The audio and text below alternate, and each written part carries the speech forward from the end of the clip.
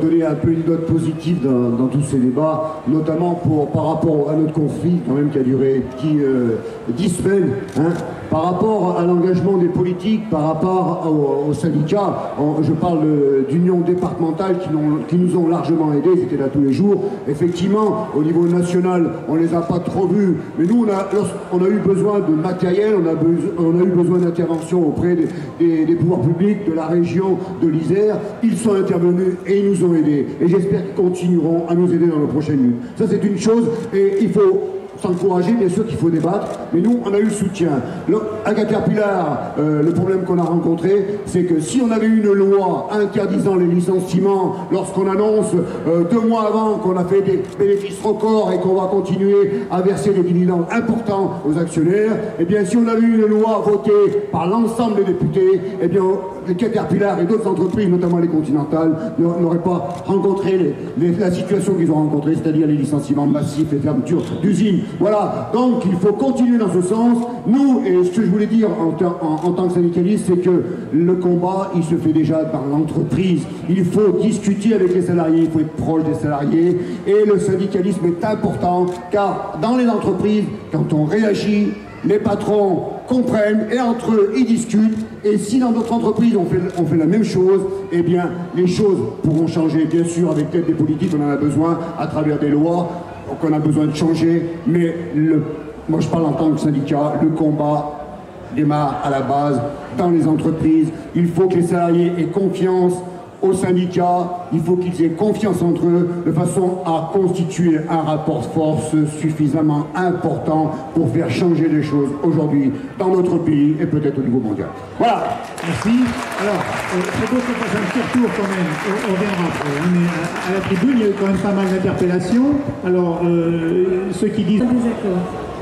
Le besoin d'utopie, je suis parfaitement d'accord, je ne le formulerai pas comme ça. Alors je veux bien que les primaires, c'est peut-être pas la bonne solution et que c'est pas l'objet, mais arrêtons de taper sur ceux qui pensent que les primaires...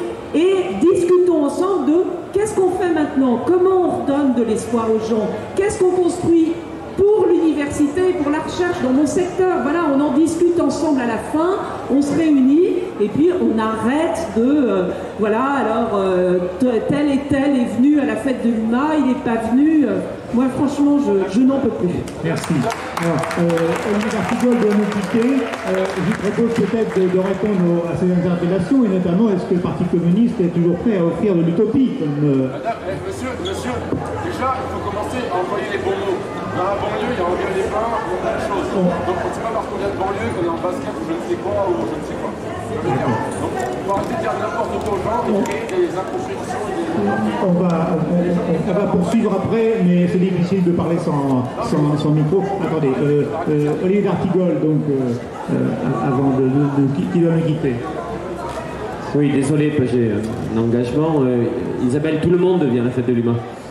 Que ce soit la manière dont ils cheminent, dont ils sont arrivés vers cette fête, en sorte avec quand même des propositions fortes, et moi je suis bien d'accord. On m'a reproché, comme responsable de la communication du Parti communiste français, de sortir un t-shirt. Certaines personnes me l'ont reproché en disant « Mais Olivier, communiste comme un grand ciel, ça veut rien dire. » Mais moi je trouve que communiste comme un grand ciel, c'est beau, parce qu'on a véritablement besoin d'un grand ciel, de ne plus avoir la tête dans des horizons bouchés qu'on essaye systématiquement de nous asséner en termes de réponse à la crise, etc. Il y a en effet besoin de rêves, il y a en effet besoin d'utopie, de reconstruire de l'imaginaire à gauche. Oui, on en a besoin. Mais après, il y a aussi, et dans le même temps, les journées qui s'annoncent. Celle du 3, celle du 17, celle... voilà. C'est un réel problème quand on dit qu'il n'y a pas d'alternative crédible à gauche, c'est bien qu'on pense qu'il faut recréer une alternative qui va amener à de l'espoir. Moi, le souvenir que j'ai, c'est que finalement, la dernière fois qu'on a eu un espoir assez fort dans ce pays, c'était avant 1981. On a bien vu d'ailleurs que le problème, c'est que dès les années 83, cet espoir s'est effondré et qu'on le paye encore actuellement. Et en France a appelé à la grève après 1981. Je peux vous dire que pour prendre cette décision dans mon syndicat, ça a été difficile. Et dans la FEN actuelle, à l'époque, puisque la FSU n'était pas créée, on s'est fait hyper critiquer. C'était pas de bon ton de mener l'action pour les recrutements des enseignants d'éducation physique avec une grève après 1981. Et on est bien content de l'avoir fait. Et donc ça, c'est au cœur. Deuxième chose, si on veut créer de l'espoir, il faut rendre crédibles les revendications et ne pas en rester seulement à la défense du statu quo. Actuellement, la droite se bat, par exemple, sur la protection sociale en disant, au nom de la liberté, en détournant les mots, au nom de la liberté, la protection sociale solidaire, c'est plus possible, et il faut une protection sociale par les assurances privées, etc. En disant, mais c'est la liberté, chacun fera comme il voudra, etc. Sans dire que finalement, c'est chacun fera comme il pourra. Et donc, notre problème, c'est pas seulement de dire sur la santé ou sur, par exemple, les retraites, il faut revenir à 37,5 annuités et à 75% de taux de remplacement. Ça, il faut le dire, mais il faut dire, et il faut montrer que c'est possible, il faut dire comment on va financer ça, et comment il va être possible de revenir à cela. Et si on ne fait pas ce débat sur les financements, sur la fiscalité, si on ne rend pas crédible les luttes, on ne rendra pas crédible le projet. Il faut rendre crédible les luttes sur chaque point, de l'industrialisation à la protection sociale en passant par l'école. Actuellement sur l'école, il y a un débat qui se mène.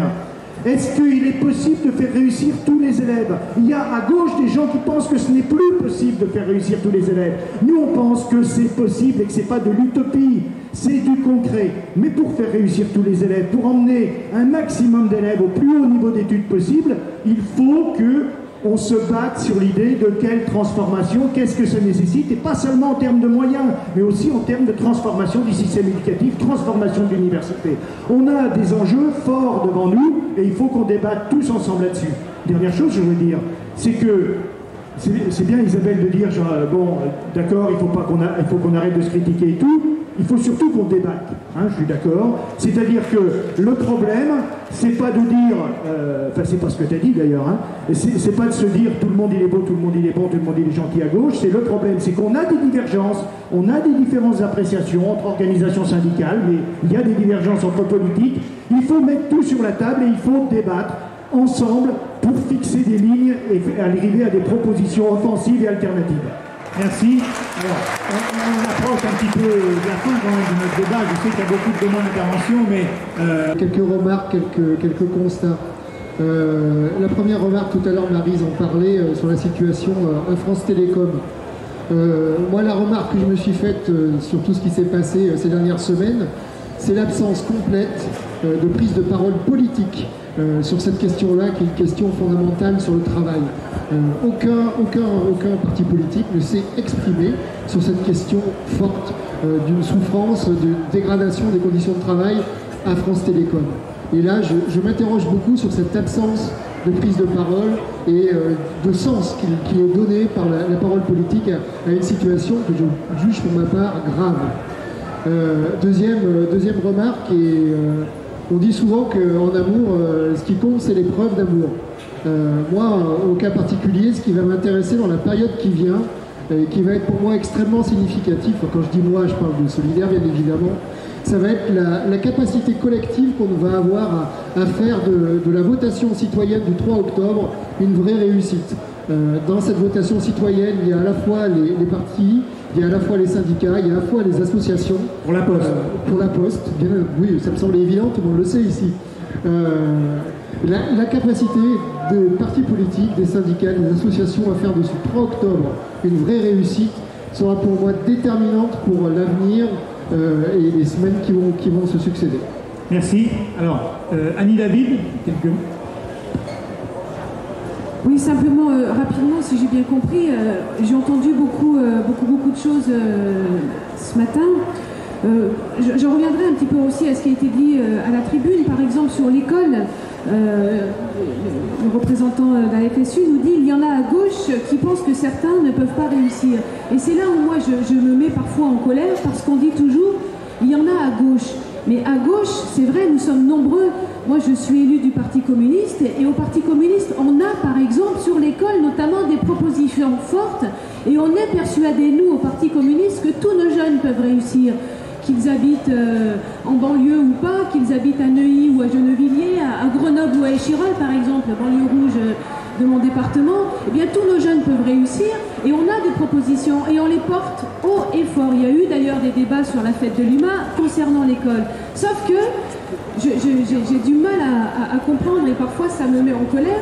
Ces propositions-là, elles ne sont pas reprises ensuite dans les mouvements sociaux ou dans les mouvements syndicaux ou dans parmi les représentants syndicaux, parce que comme ce sont des propositions qui émanent du Parti communiste et qu'il ne faudrait pas, et là-dessus je suis bien d'accord, il ne faudrait pas instrumentaliser les luttes sociales, et bien du coup on ne fait pas dans ces luttes des propositions des uns et des autres, on dit à chaque fois à gauche les choses ne sont pas claires. Moi je suis désolée aussi, sur les services publics, le Parti communiste a des positions claires.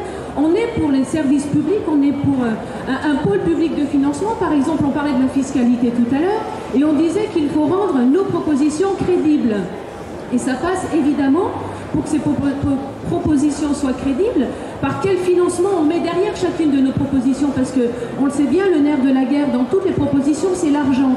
Et avec le discours actuel du gouvernement qui voudrait nous faire croire que cette crise a complètement vidé les caisses de l'État, en oubliant de dire au passage qu'on a donné quand même 360 milliards aux banques, il n'y a pas si longtemps que ça, et que les banques s'en sont bien servies, et que les bonus et compagnie, ça recommence à fleurir sans que personne, là encore, ne dise rien, sauf nous, on essaye de dire. Et bien sûr, la fiscalité, nous avons des propositions. Il faut taxer les revenus financiers. Il faut aller prendre l'argent où il y en a. La taxe carbone, par exemple. Je sais que ce n'est pas le débat, mais je vais l'aborder très rapidement. Eh bien moi, telle que cette taxe carbone, elle est proposée, je n'en veux pas. Ça va être encore les mêmes qui vont payer, sous prétexte cette fois-ci d'environnement.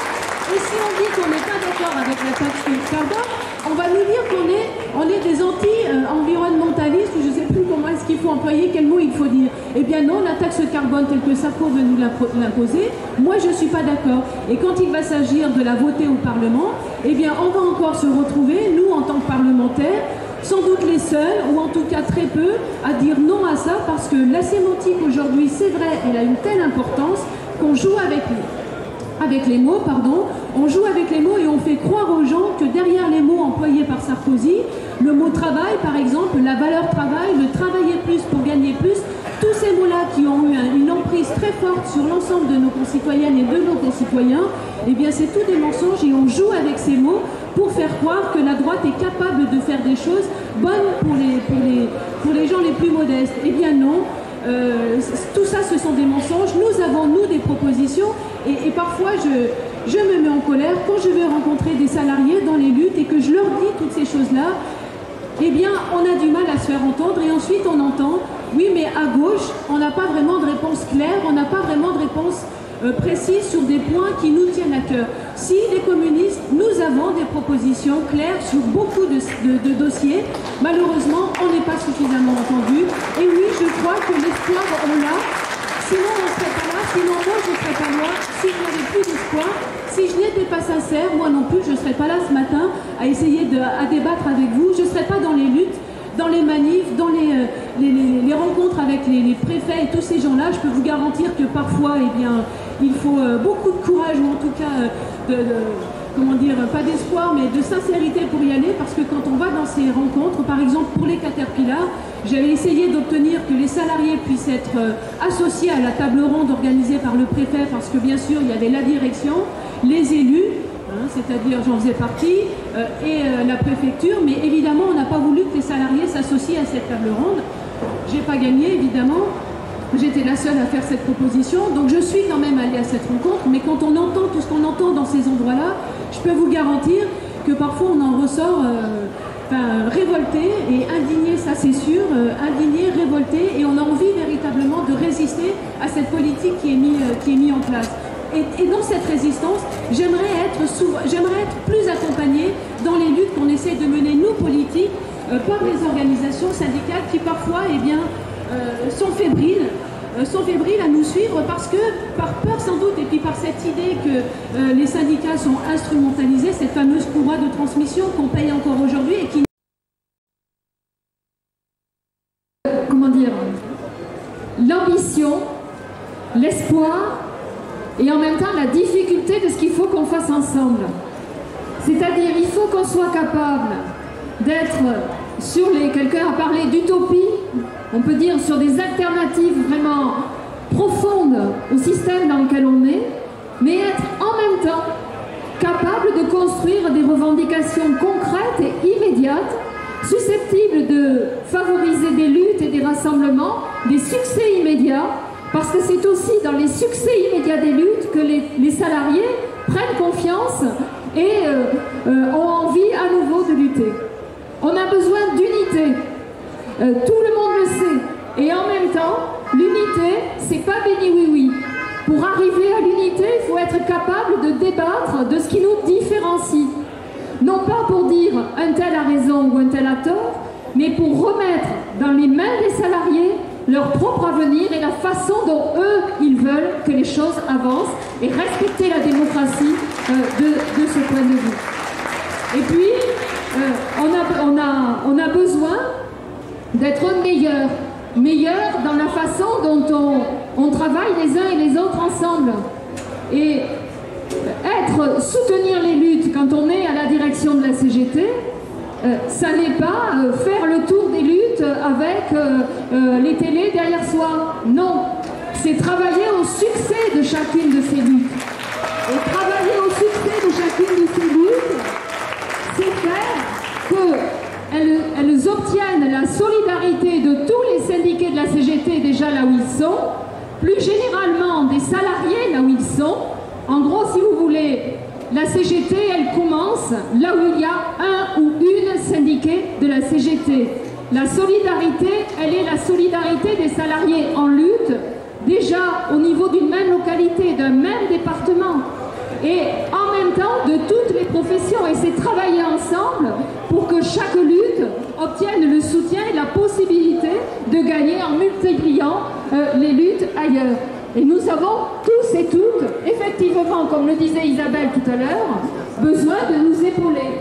On peut tous penser que l'autre à côté ne fait pas ce qu'il devrait. C'est pas ça qui est important.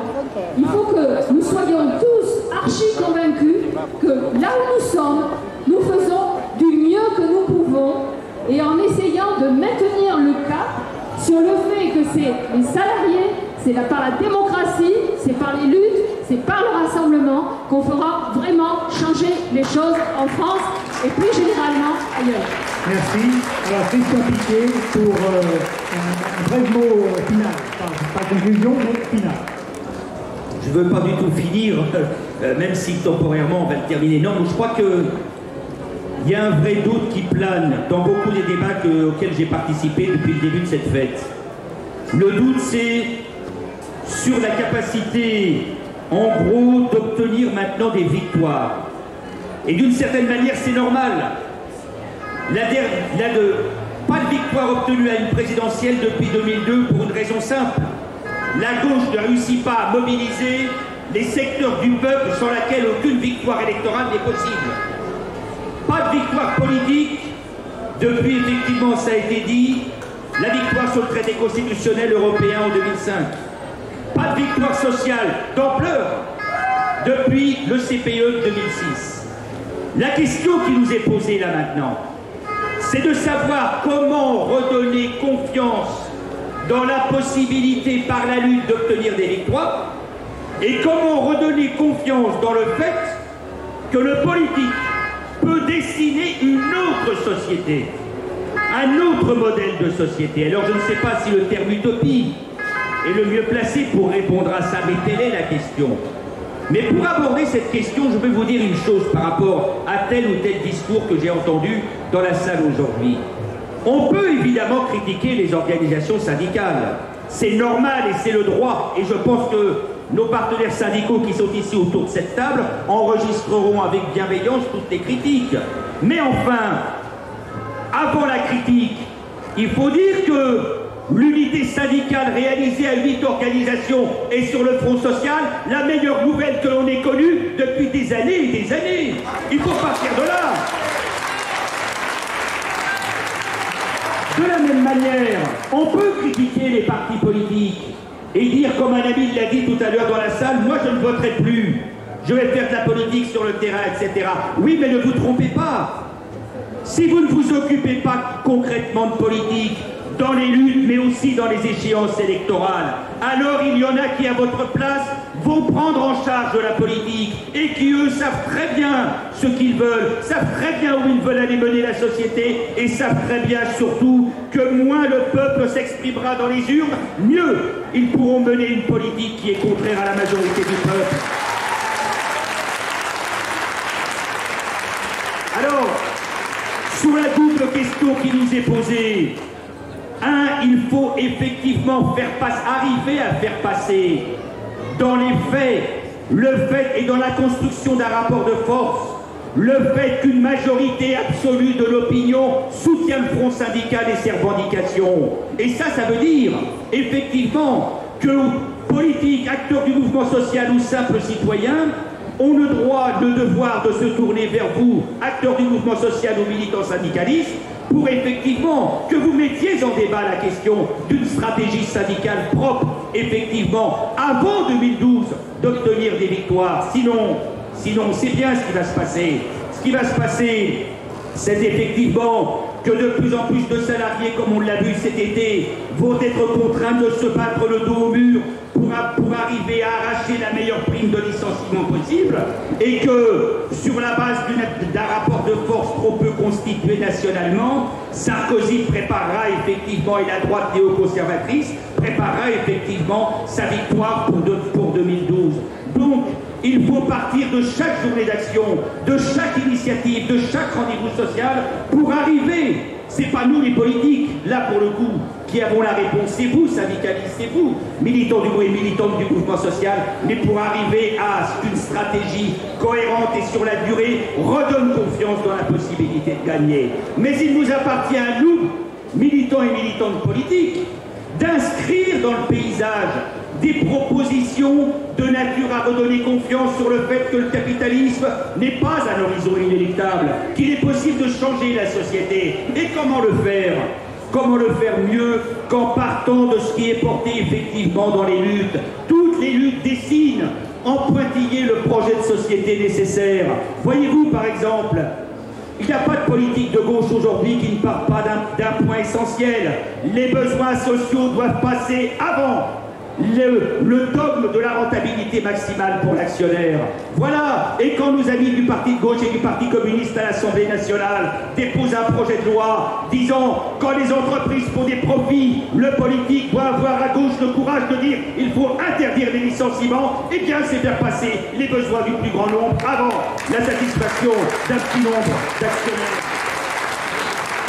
De la même manière, vous voyez par exemple la grande bataille de l'an prochain, enfin la grande bataille de maintenant, Maryse et nos amis syndicalistes, vous le serez. La grande bataille de l'an prochain, c'est les retraites. Mais les retraites, si on l'aborde sur la défensive, eh bien, ils vont passer une nouvelle fois pour remettre en cause le droit, à la retraite par répartition. Et comment reposer la question? Et là, les politiques ont un devoir. Comment reposer la question sinon en posant le problème de la redistribution des richesses? Parce que c'est ça qui, effectivement, peut permettre de changer, y compris dans les consciences, le rapport de force. Vous savez, 190 milliards d'euros chaque année représentent la part de la valeur ajoutée qu'on a fait passer des poches des travailleurs aux poches du capital dans ce pays. Eh bien voilà, il faut à gauche avoir le courage de dire on n'accepte plus la répartition des richesses telle qu'elle était existante jusqu'à présent. De la même manière, il faut avoir à gauche le courage et discuter sur le fond, pas sur les petites phrases, pas sur les projets pour 2012, avoir le courage à gauche de dire qu'il faut redonner la main à la puissance publique et que le mot nationalisation à gauche n'est pas un mot tabou, n'est pas un autre. Voilà, tout a été dit quasiment, mais ça aujourd'hui, c'est effectivement le débat. Et ce débat-là n'est pas un débat simplement pour amuser des salles, pour occuper des plateaux. Non, c'est un débat dont vous devez vous emparer parce qu'au bout du compte, le problème est effectivement, dès maintenant et sans attendre l'échéance électorale de 2012, la question est de redonner espoir parce que cet espoir de changement dynamisera les résistances et que les résistances dynamisées nous permettront d'obtenir des victoires politiques et de construire une majorité de changement radical de la société. Merci à tous nos invités. On pourrait encore prolonger beaucoup le débat, mais la programmation des